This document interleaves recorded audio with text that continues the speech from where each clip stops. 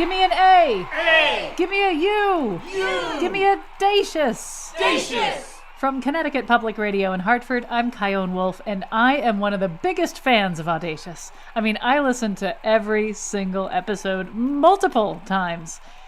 And it's so much fun to love something, right? If you've ever loved a sports team, you know exactly what I'm talking about. So today, that is exactly what we're talking about. In a little bit, you'll meet 88-year-old UConn women's basketball fanatic Bob Labonne. Hear about his favorite player of all time and the story of his cherished hat, adorned with prized UConn pins. And you'll hear how 82-year-old Ronnie Woo-Woo Wickers went from living in a cardboard box to being celebrated as one of the biggest Chicago Cubs fans on the planet. But right now, come with me to Levi Stadium in Santa Clara, California, to watch the San Francisco 49ers play.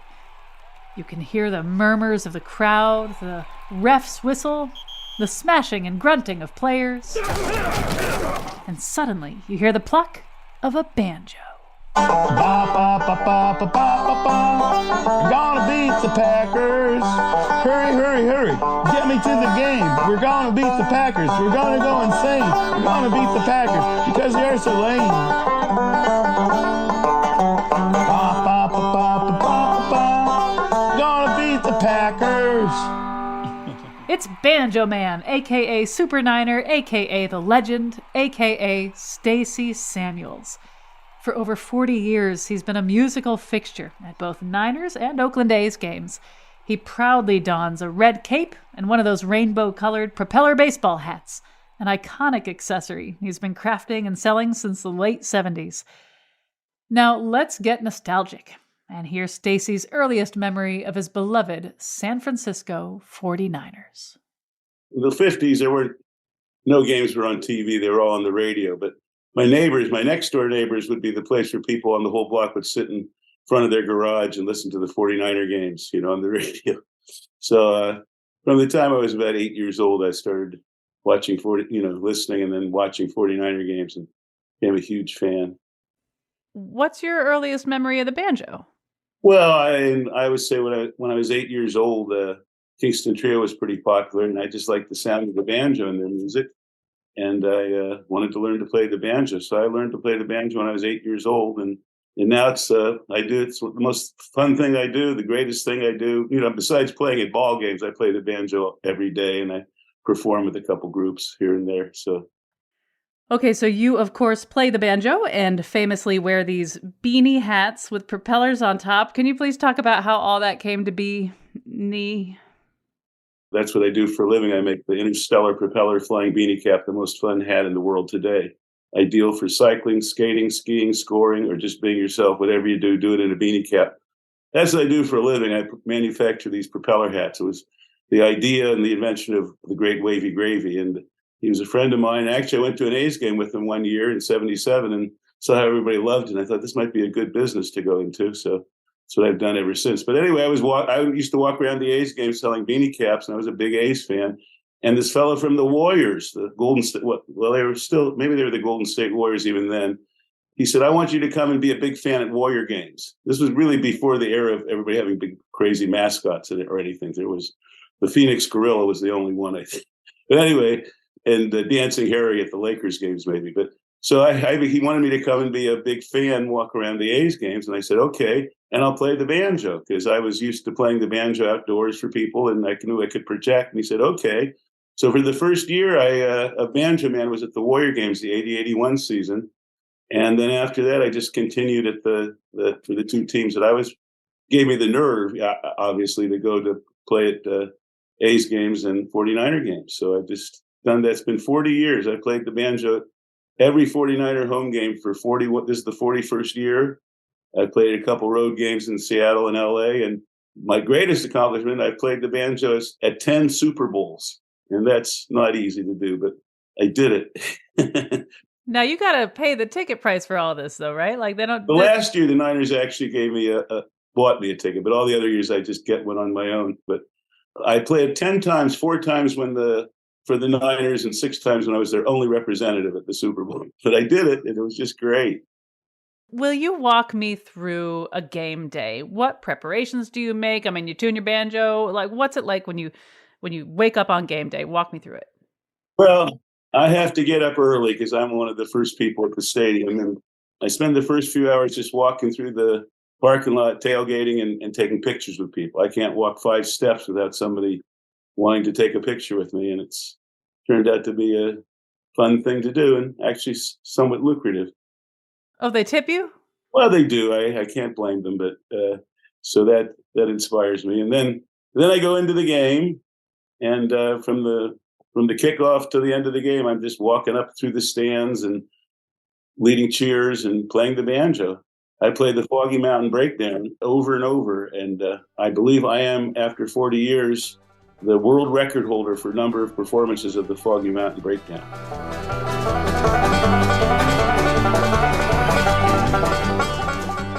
Now, why the Foggy Mountain Breakdown? What is it about that song?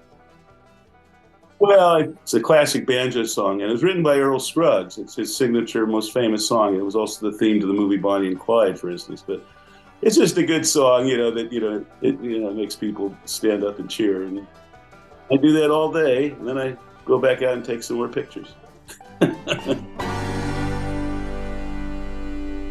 Here's what I really want to know. There are people who dabble in entertaining crowds, and it's sort of a phase in their life. But for you, there had to have been a moment where you are in the crowd and your hands are pressed against those frets and you're screaming and you're singing and everyone's looking at you, where it occurred to you, this is my calling. This is what I'm here to do.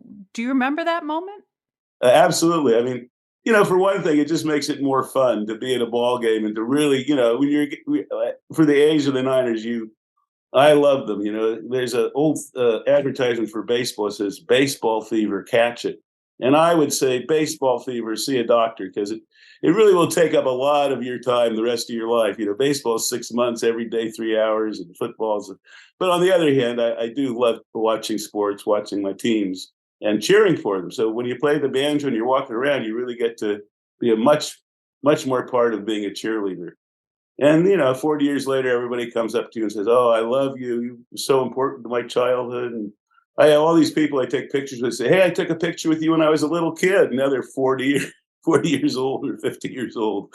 So it's been a great experience. I mean, it's a way to give back to the community, obviously. But basically, for me, it's a lot of fun. I'm 73 years old now, so it's somewhat challenging to walk up and down these stands and do that. But it's worth it. It's just too much fun not to do, and too great of a calling, as you say, not to keep it up as long as I can.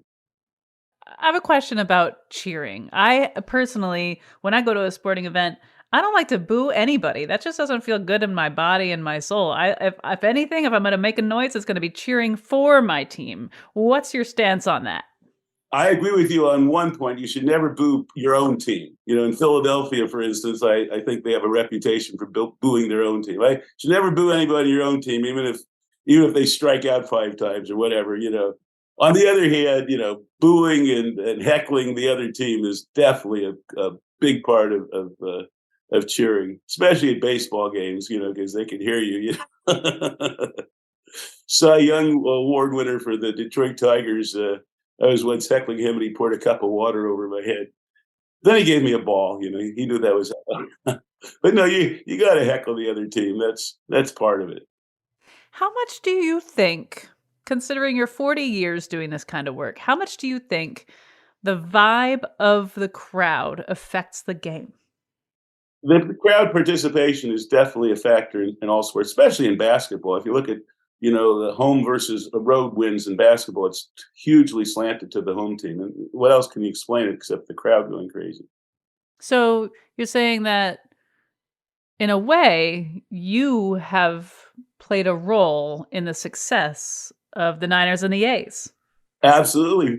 5 world championships for the Niners, 3 straight World Series for the A's on my watch, and more playoff games than almost any other team. I definitely take credit for it.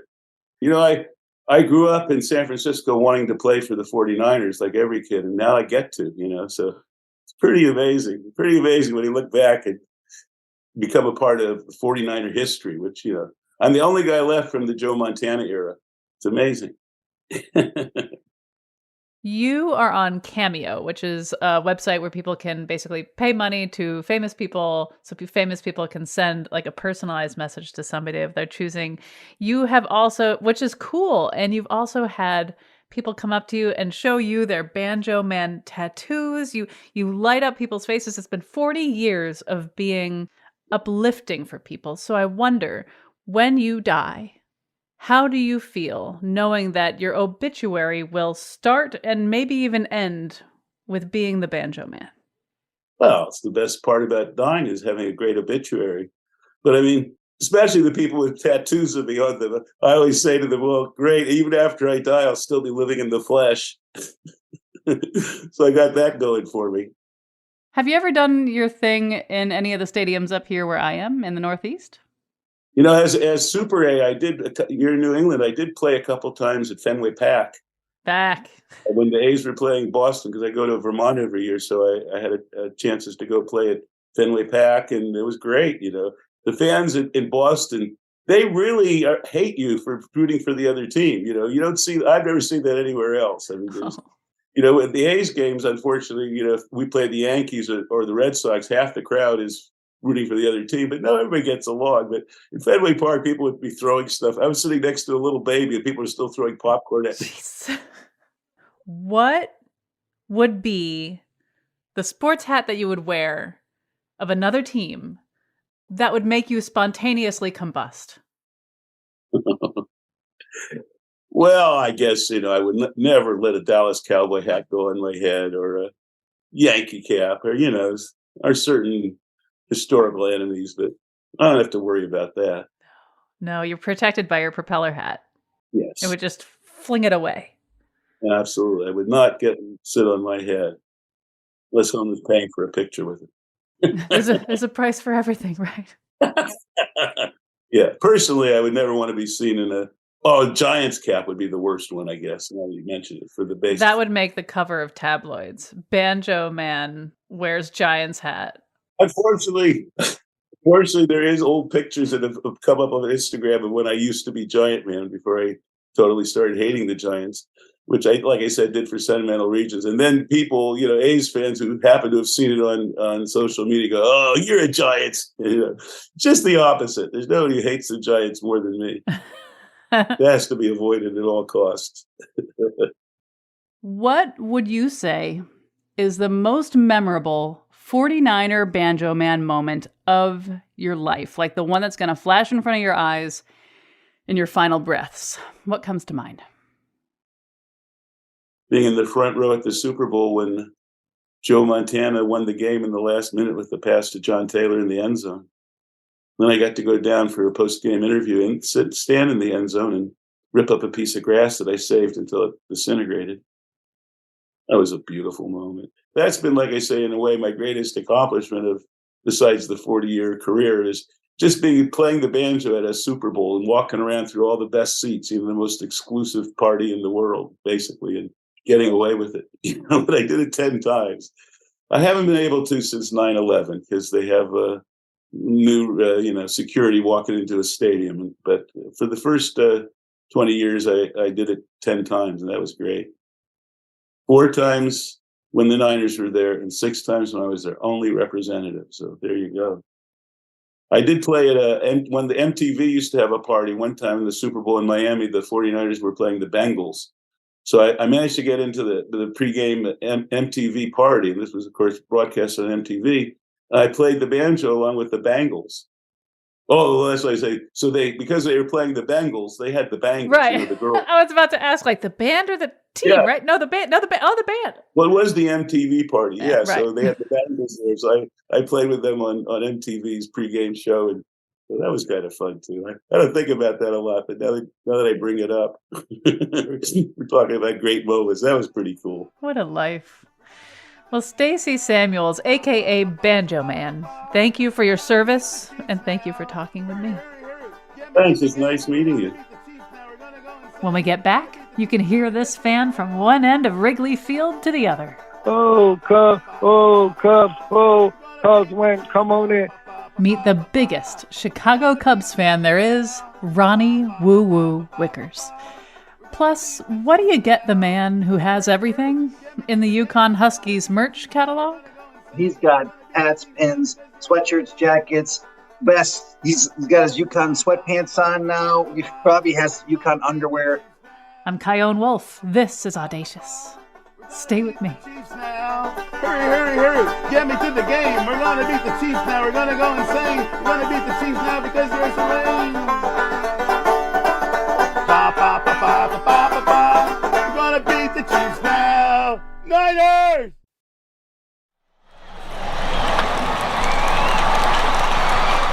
This is Audacious. I'm Kyone Wolf, and it is time to play ball at Wrigley Field in Chicago.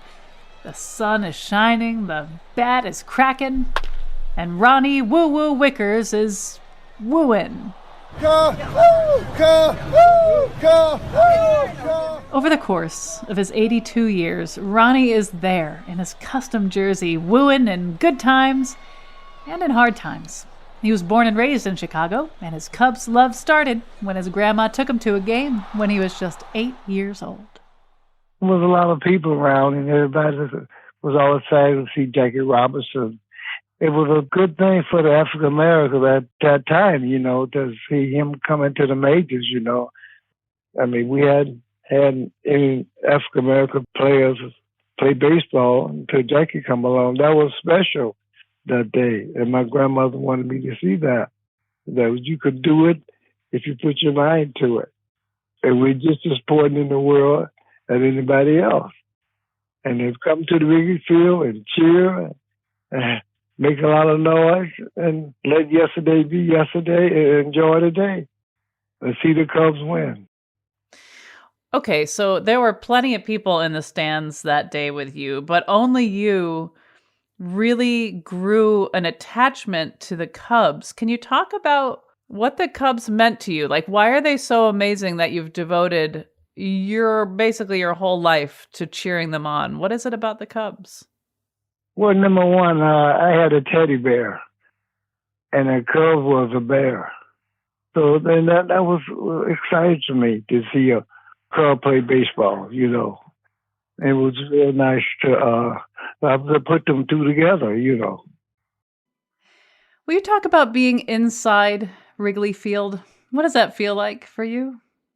Once you go up there and you go up the steps and you see those vines in Wrigley Field, it's just something that draws you to it. It's just the vines are so bright and green. It was just a special feeling that you got.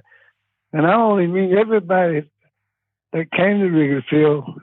You look at those vines, it was some sort of spirit that I got. They felt happiness, wonderful, wanted to be around. I wonder why you think it is so joyful. I mean, do you ever go to Wrigley Field and have a bad day? No, you can't go to Wrigley and have a bad day because it's some spirit that does something to you for happiness and joyfulness and thankfulness and peacefulness. It's just you don't get that at a lot of ballparks. And you get just something that you feel, it's joyful just to have a good time. And don't worry about what's going on in your life today. Worry about just being at Wrigley Field. All right. So will you talk me through what it's like on game day? You're getting ready for a game. What do you wear? How are you feeling? Tell me everything leading up to walking through those gates at Wrigley Field. I'll get up, have breakfast, oatmeal. I was going to guess Wheaties, but okay. And then I just take the train, get up at Addison, and walk there. And then people see me. I have my uniform on. Stop, take pictures. The fire department stop me and take a picture. Sometimes the police take a picture, and the kids run up to me taking pictures. And I sign autographs. I think it's wonderful. Somebody come up to you and take your picture, acknowledge you, and you try to accommodate them by taking pictures and signing autographs and be happy and enjoy the ball game. When you are in the stadium, you're not just sitting around clapping. Will you describe, for those who don't know, what you're like when you get into the stadium? Once I get in there, I get this call. I make, Cubs, oh, Cubs, whoa, Cubs, oh, Cubs, oh, Cubs, oh, Cubs, oh, Cubs win, oh, Cubs win, oh, Cubs win, oh, Cubs win, come on in. It's just something that I do and then get the crowd going and the players now to me because you can hear me all over the ballpark, it echoes all over. And people look forward to seeing me or hearing me or seeing me, and they say it's not a ball game if they don't see me or hear me. Where did because you're called Woo Woo, your nickname is Woo Woo. Like, how did you come up with the idea? Because Woo is a good call, but so is hey and yeah and all right. Why Woo? Woo Woo means win-win. I want the Cubs to win. They hadn't won a pennant since 1945, and then they won a division in 1984, so, and I just wanted to win. That's what that woo comes from, win-win. And that's what's on the back of your jersey, woo woo. When I picture you doing that, I picture somebody who's joyful, and I picture somebody who is in the moment. Would you say that in some ways, cheering and wooing all over the Wrigley Stadium, that part of it is like a meditation for you? Does that feel right? It's meditation, it's joyfulness, and it's happiness. I'm just happy.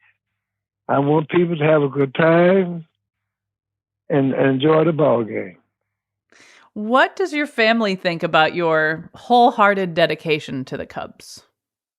My grandmother, before she passed on, she always told me to come to the ball game, enjoy yourself. Then I met the late Buck O'Neill, and he always told me to wear the uniform and be happy and be proud. And that's one of the reasons I wear the uniform, because he told me, be proud. You're still supporting the game. Go out there, enjoy yourself, and support your team. Yeah, you had a really deep connection with Buck O'Neill. He gave you a very special gift, right? I'd love to hear about that. He was coming in to pick me up. I was going to pick him up at the airport. And then I told his friend that I want something to remind me of.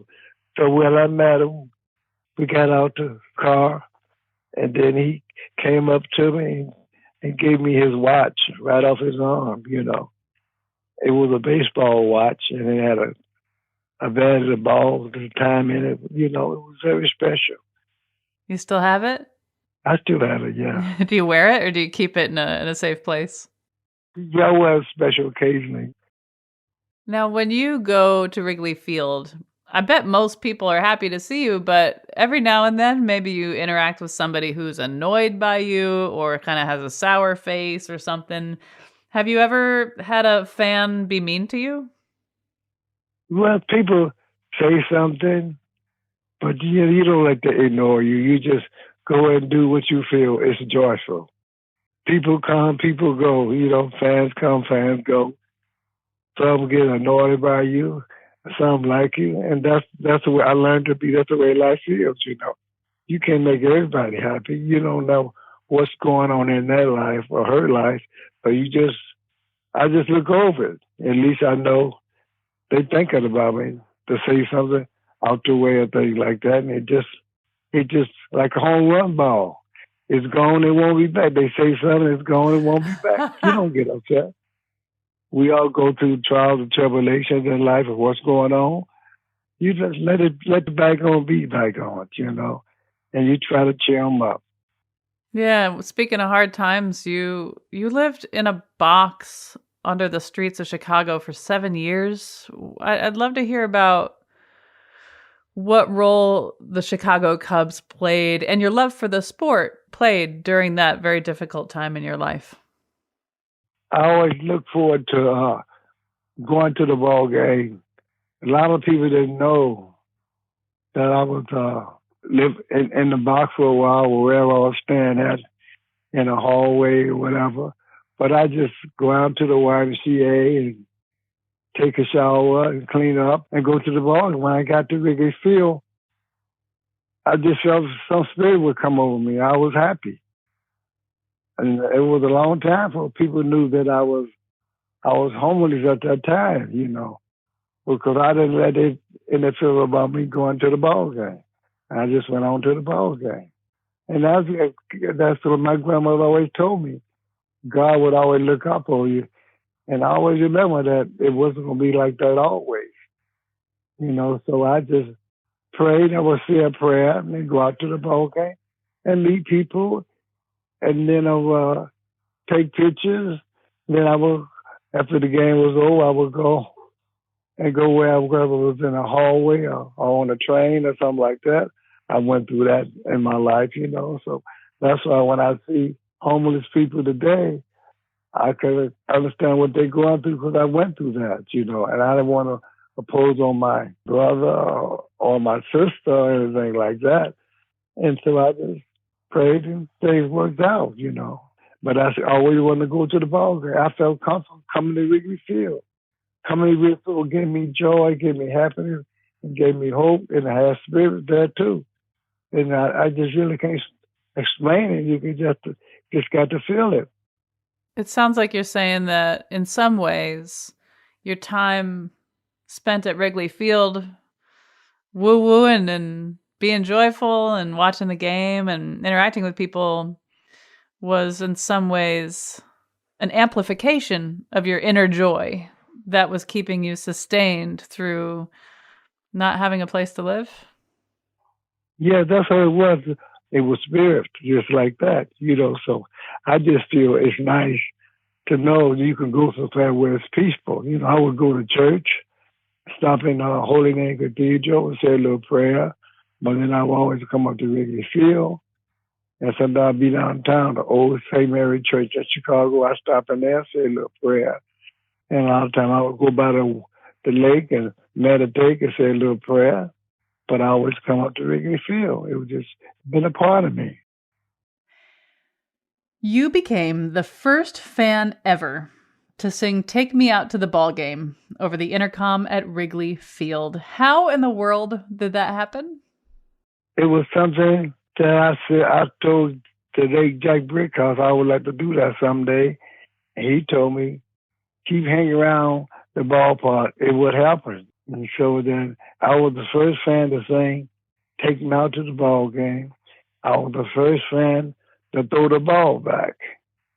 That was in 1957 or 58. The Cubs was playing the Giants. And when the Giants hit the ball into the bleachers, I got the ball and I threw it back. And BC said, why you threw the ball back? I said, well, it wasn't a Cub ball. And now I see here it is 6 or 7 years later, they still throwing the ball back, and it's just amazing. I didn't know what would happen that way, but the way it was, the way it was. There's a bobblehead of you made by the National Bobblehead Hall of Fame and Museum. What was it like holding your bobblehead in your hand for the first time? It was just amazing. With the uniform on, my bobblehead, and going woo-woo. It's just real nice, though. I mean, I've seen it on TV bobbleheads, things like that, in the movies. But to have your own bobblehead, it was real special. And them guys from Milwaukee did a real good job, too. Yeah, they did. And when you push it, it goes woo-woo. It's just amazing. You've really made it when there's a bobblehead made of you. Well, it just, God, a quarterback, God called all the plays. You can't strike him out. He catches everything. So he knows what's happening. He knows the beginning. He knows the end. So you just listen to him and praise him and thank him for every moment. When God made heaven and earth, he knew I was going to talk to you today, and now here it is. So it's just wonderful. I have to ask about 2016. When the Cubs won the World Series, the last time they won was in 1908, and you're talking to somebody who was a Red Sox fan. Now, I want to preface this by saying that I loved the Red Sox because they never won. I liked being the underdog. I liked the guy that never got the girl, and when they won, I felt like I didn't know them anymore. And I totally lost interest in the Boston Red Sox because now we're just like everybody else, a World Series champion. So all that being said, when the Cubs won the World Series in 2016. Here's the 0-1. This is going to be a tough play. Bryant, the Cubs win the World Series. Bryant makes the play. It's over. And the Cubs have finally won it all. What in the world was that like for you? Something just came over me. It was just something I always, all the wolves I was cheering on for the Cubs. And I was saying, "Whoa, Cubs, whoa, Cubs, whoa, Cubs, whoa, Cubs, whoa, Cubs win, whoa, Cubs win, whoa." When they were 10 games out of first, whoa, they were last place, second place. And when they won the World Series, I was just in my glory. It's like your woos worked. All the years I was saying woo woo, and it finally happened. And I said to myself, thank you, thank you, thank you. We did it. Cubs win, come on in. And it just amazing. And they can't trade me, they can't fire me. Cubs win, come on in. You just gave me goosebumps. I have kind of a weird question I want to ask you, but I get the feeling you might be up for it. I wonder what you hope your final words in this life will be.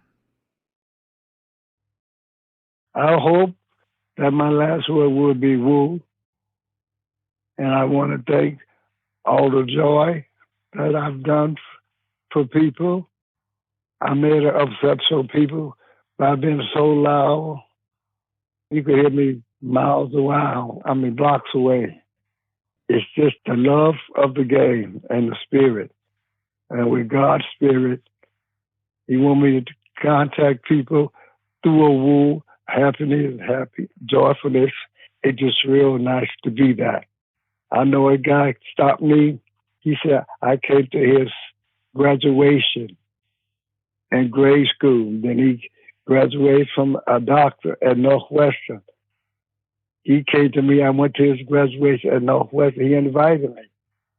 And I gave a cheer and gave a woos. And I said, needles, ho, needles, ho, needles, ho, needles, ho. Congratulations, all you doctors from Northwestern. It was just amazing. And then they said they've been in a bad mood. When they see me, I made that day. When people tell me that, I get goosebumps. I made that day by just giving them a woo. So it's kind of like you uplift people, and then people turn around and uplift you. Yeah, I just tell people just be nice and have fun. And be thankful, praise God, enjoy your baseball game, and give them a smile, I have a feeling that when you do meet God, God might say something like, woo woo wins, come on in. That's beautiful. You can see it though, right? I can see it though, yeah. God have his ways about doing things, with faith and your belief and trust. When you're right, you sleep at night, just be right and sleep at night. Don't worry about it. Be thankful that you're here. Thank God that you got a spiritual mind, that you have a mind that think good thoughts. Like the late Buck O'Neill told me, woo woo, you go through life, you just be nice. You don't worry about yesterday, worry about today. Let it go. Don't get upset. Just let it go. And that's why I look at life. Hit it out of the park. Hit it out the park. It's funny, when I'd never really heard of it that way in terms of letting it go. And so it makes me think of the next time I hear somebody say something mean or condescending or whatever, I could just say, wow, you just hit it out of the park, and then move on. That's so true. They won't know what I'm talking about, but I will, and so will you. Right. That's amazing. Well, Ronnie Woo Woo Wickers, thank you so much for all the love you put into the world, and thank you so much for talking with me. I thank you for the moment to take time to talk to me, and Jesus loves you too. After the break, UConn. Huskies. UConn. Huskies. UConn. Huskies. Huskies. UConn. I'm Kyone Wolf. This is Audacious. Stay tuned.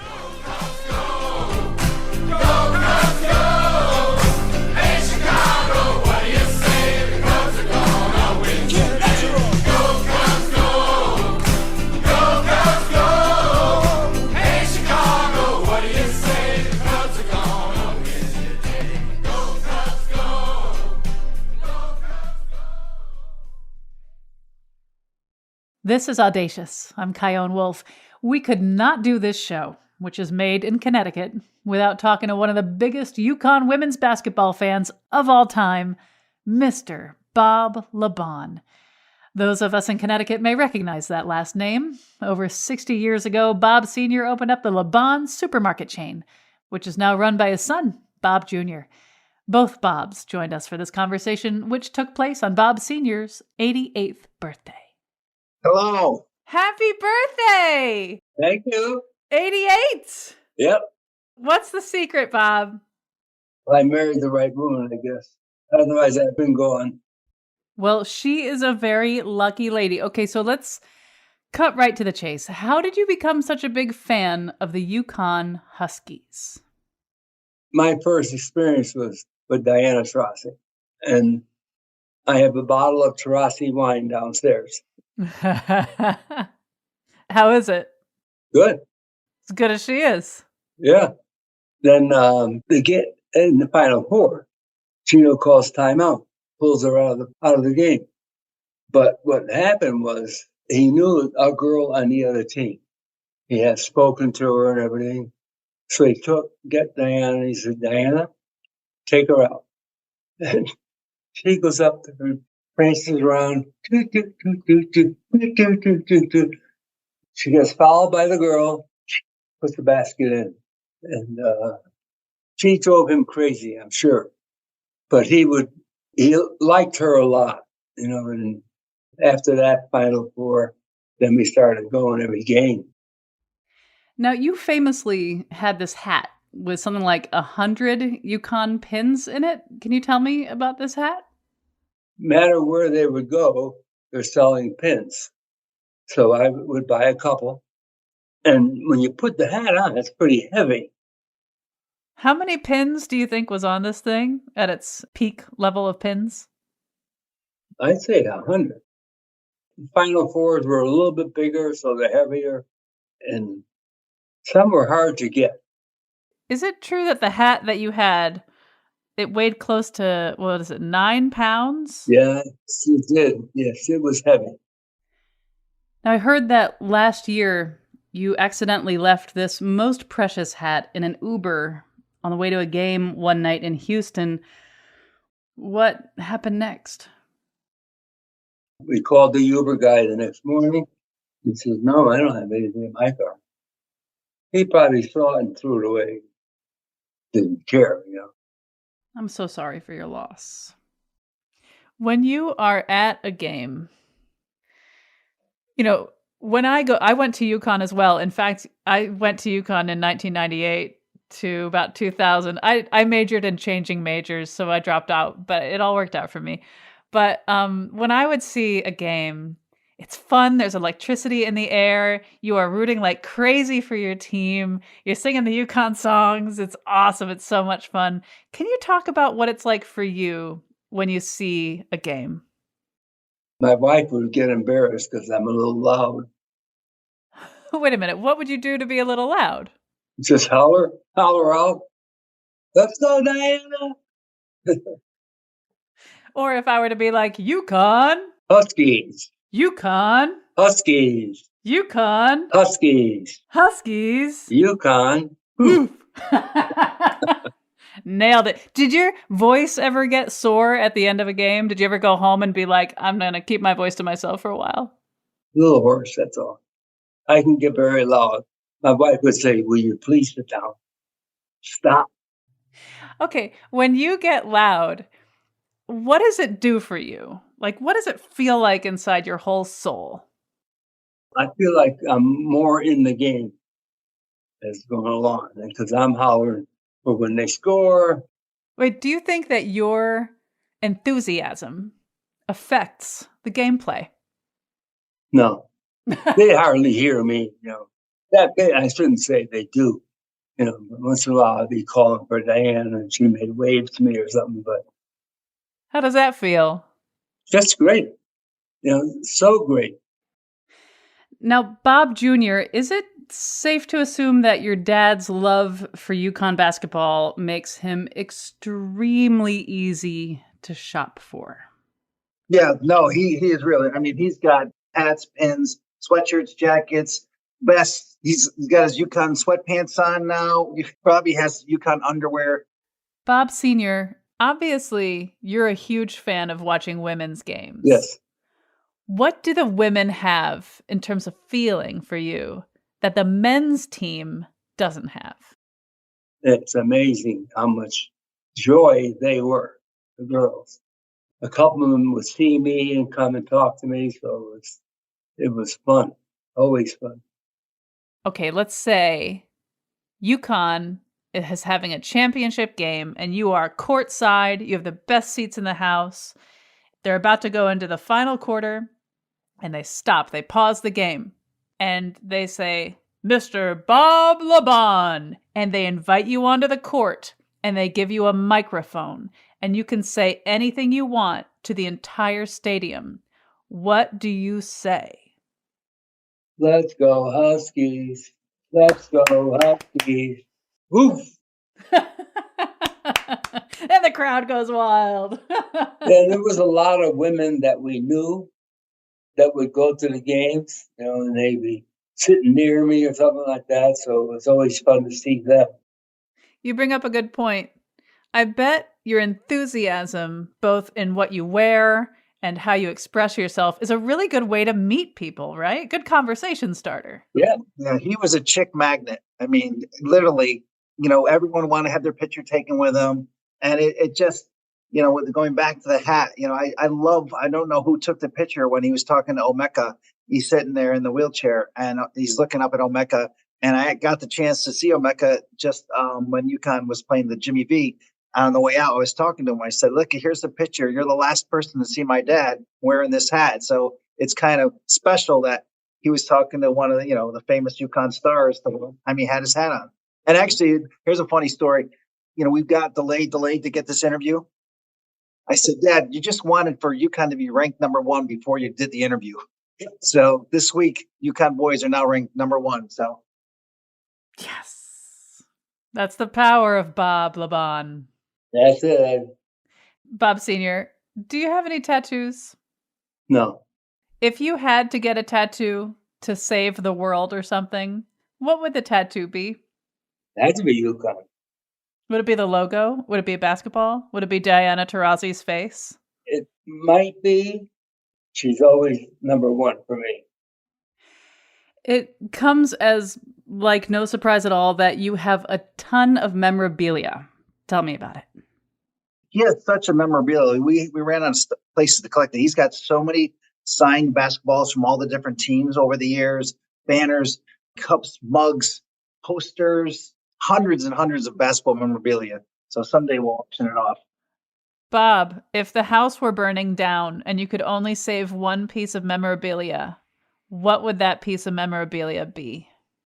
It would have been the hat. Don't leave the house without the hat. I really felt bad for him down in Houston when we couldn't find it. We were leaving for the final game. And we're like, all right, we've got the cane, we've got the cushion, we've got the walker, where's the hat? Where's the necklace? And it just felt like the air went out of him. And so people were asking him about it. And he just turned the negative into positive. He goes, well, 20 years from now, the hat will be full again with a whole bunch of new pins. I couldn't believe he did that. 25 years of pins gone. He said, nope, I'm going to start over. He goes, they won. I got my new championship hat and I got my new pin. We're starting all over again. Well, thank you, Bob LaBonne Jr. and Bob Sr. Happy birthday. Thank you so much for talking with me, and go UConn. Thank you. Take care. Bye-bye.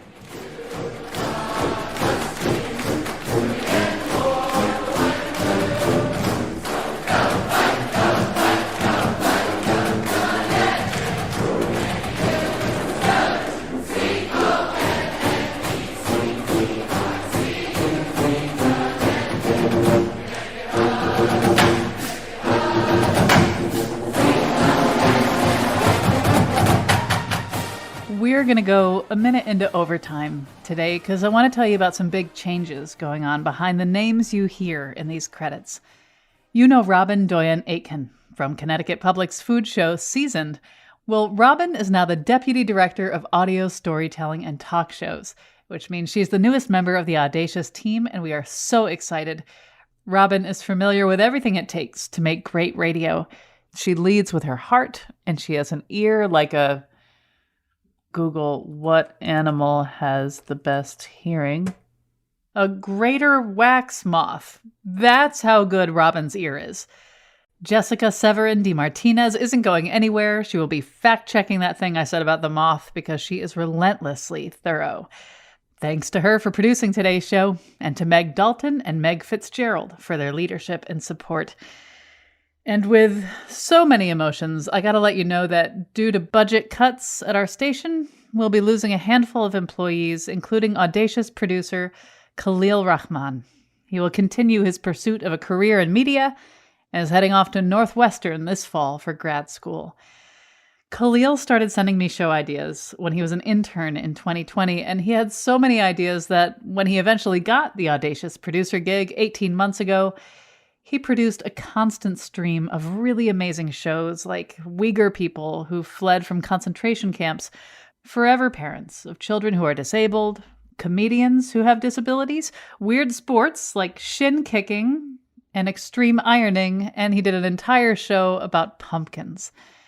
Khalil has been a prolific producer, so you'll continue to hear his name in the credits of future shows about kleptomania, medical ethics, family secrets, and genetic conditions where people look much older than they actually are. Khalil, thank you for bringing your whole entire self to Audacious. The show has your fingerprints all over it, and we're forever grateful to you. We will miss making shows with you every week, but I also know that you're totally going to keep sending show ideas. And one final important update.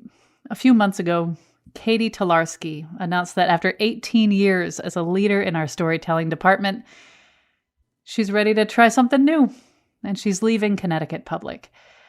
I met Katie on the first day of my internship in 2007, just as she was launching our morning show, Where We Live, with John Dankosky, a show that continues to this day, no doubt, because she was such a rock-solid part of its foundation. And in 2020, the first year of Audacious, it was just me and Katie making it. Even though she was overseeing all of our other talk shows, I always felt 100% supported. Katie and I saw each other through professional and personal joys and sorrows, and she has been such a great friend. I know that I speak for everybody here at Connecticut Public in recognizing Katie for her compassion, for her instinct to always seek solutions, and for her courage to tell challenging stories and the encouragement that we tell ours too. I know that Katie and Khalil will rise to their next occasions with grace and humor and the drive to continue making beautiful meaning out of things.